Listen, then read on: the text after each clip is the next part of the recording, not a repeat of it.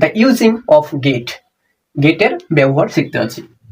Gate plus something, গেটের অনেক ব্যবহার আছে, but in this class we will learn the use of get plus something. Get plus something এর আমরা আজকে ব্যবহার শিখব।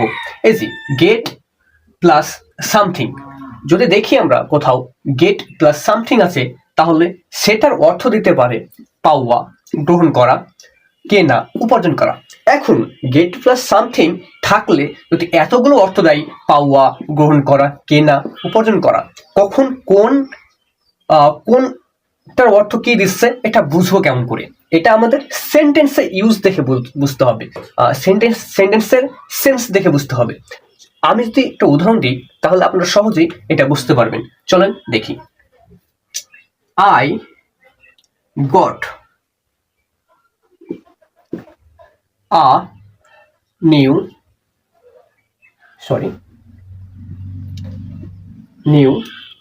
জব।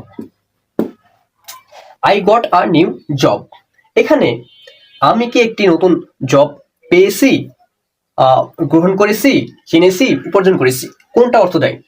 অবশ্যই এখানে গেট প্লাস আর নিউ জব, এটা সামথিং এটা।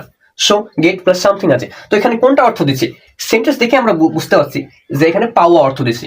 পাওয়া, I got a new job, আমি একটি নতুন জব পেয়েছিলাম বা পেয়েছি, এরকম অর্থ করতে পারে। সো আমি একটা নিউ জব পেয়েছিলাম। এখানে গেটের অর্থ দিচ্ছে পাওয়া, বাট সব জায়গাতেই পাওয়া অর্থটা দিবে না, কিন্তু আমরা মনে করি যে গেট মানে পাওয়া। আরো দেখাই আমি, দেখুন, I will get a phone.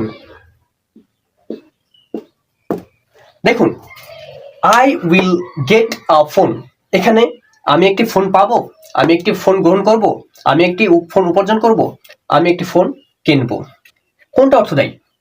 এখানে আমরা সেন্স দেখে বুঝতে পারছি, এখানে অর্থটা হচ্ছে I will get a phone, আমি একটি ফোন কিনবো। এখানে গেট অর্থ দিচ্ছে কেনা, এখানে গেট অর্থ দিয়েছে পাওয়া, এখানে পাওয়া, এখানে কেনা। সো গেট প্লাস সামথিং থাকলে পাওয়া হতে পারে, গ্রহণ করা হতে পারে, কেনা হতে পারে, উপার্জন করা হতে পারে। সো আরেকটা সেন্টেন্স দেখি। You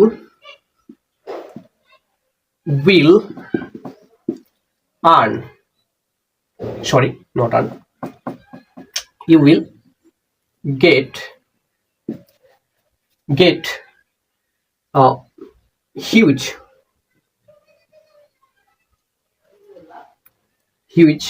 money